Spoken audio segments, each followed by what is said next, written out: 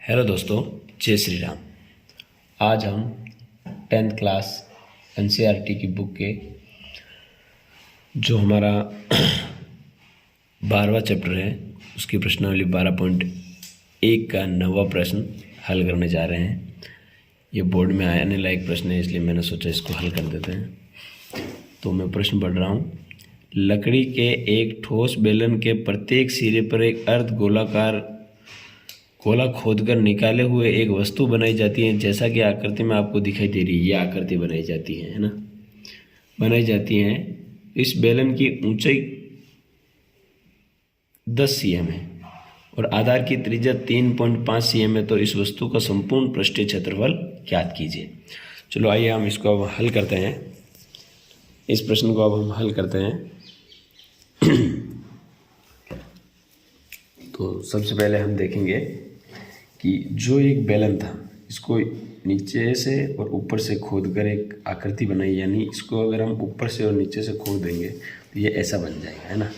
तो इसका पृष्ठीय क्षेत्रफल निकालना है। पृष्ठीय क्षेत्रफल निकालने के लिए इसमें 3 आकृतियाँ हैं। प्रथम अर्धगोला, बेलन और अर्धगोला। तो हम क्या करेंगे, यहाँ बेलन का हम वक्र पृष्ठ लेंगे। क्योंकि बेलन का संपूर्ण पृष्ठ क्यों नहीं लेंगे, क्योंकि हमें सिर्फ बेलन की साइड यानी बेलन की दीवारों का पृष्ठीय क्षेत्रफल चाहिए। तो मैं सबसे पहले इसमें लिखूंगा दिया गया है, दिया गया है। अब क्या क्या दिया गया है तो वो लिखेंगे सबसे पहले। तो त्रिज्या r बराबर दे रखा है 3.5 cm, जिसको हम लिख सकते हैं 35/10, यानी ऊपर से पॉइंट रखना और बटे में एक जीरो लग गया, तो 35/10 cm। इसी प्रकार अर्धगोले के अंदर हाइट का कोई ऐसा होता नहीं है, तो हम क्या करेंगे, अब बेलन की बात करते हैं। तो हम लिखेंगे बेलन की हाइट, बेलन की हाइट यानी ऊंचाई। बेलन की हाइट ज्ञात करने के लिए हम क्या करेंगे, यह प्रश्न के अंदर दे रखा है कि यदि बेलन की ऊंचाई 10 cm है, यानी बेलन की ऊंचाई है 10 cm। अब हम क्या करेंगे, बेलन और अर्धगोले की त्रिज्या दोनों की सेम है, यानी 3.5 दोनों की सेम है। तो अब हम इसको हल करेंगे। तो सबसे पहले हम लिखेंगे, ज्ञात करने के लिए हमें ज्ञात करना है इसका पृष्ठीय क्षेत्रफल। क्या ज्ञात करना है, पृष्ठीय क्षेत्रफल किसका, पूरी एक वस्तु बनाई गई है, जिसको एक बेलन को ऊपर और नीचे से खोदकर एक वस्तु बनाई गई है, जिसका पृष्ठीय क्षेत्रफल ज्ञात करना है।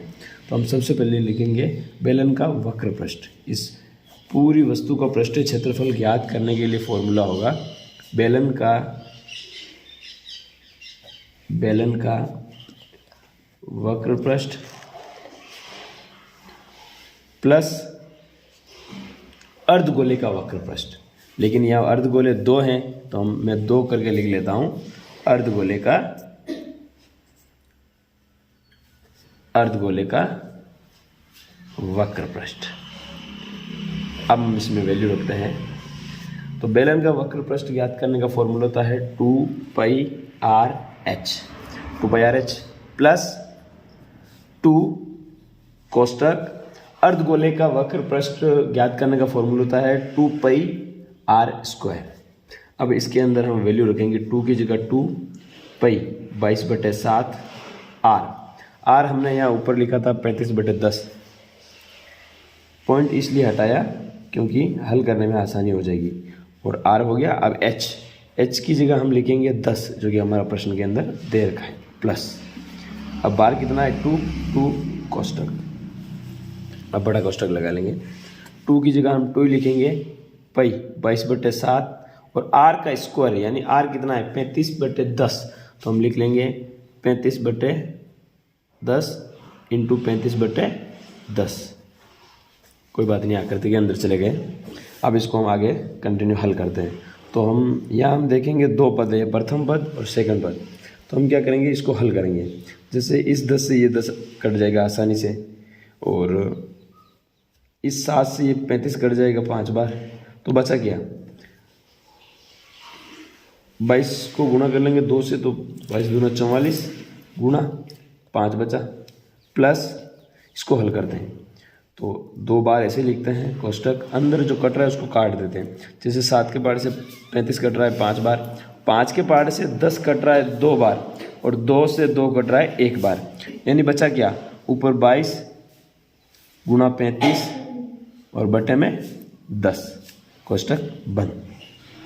अब हम 44 को 5 से गुणा करेंगे तो हमारा आंसर 5 का बटा 4 बार बोलेंगे तो 20 का 0 हासिल के 2, 20 और 2 22, यानी 220 प्लस 2 ऐसे कैसे लिखेंगे कोष्टक के अंदर। अब हम देखते हैं, अब हम इसको छोटा कोष्टक भी लिख सकते हैं। तो कोष्टक के अंदर अब हम देखेंगे 35 और 22 को गुणा करेंगे तो 22 का बटा 5 बार बोलेंगे तो 22 पंजे 110 होता है, तो 110 का 0 हासिल के 11 बचती है 66, और 66 के अंदर हम 11 जोड़ देंगे तो 77, और अपॉन में हमारा 10, 1 0 से 1 0 कट जाएगा तो बचा गया 220 प्लस 2 कोष्टक हटा देंगे गुणा 77 यानी 77, 220 प्लस, अब 2 को 77 से गुणा करेंगे तो 7 14 के 4 हासिल के 1 14 और 1 15 154।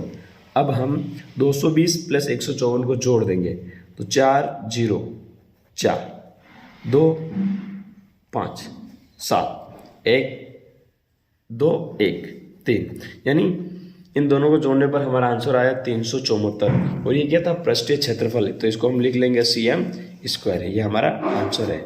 ऐसे ही आसान तरीक़ों से ऐसे वीडियो देखने और समझने के लिए हमें सब्सक्राइब करें, लाइक करें और शेयर करें। हमारे वीडियो को अच्छा लगा तो कमेंट भी करें।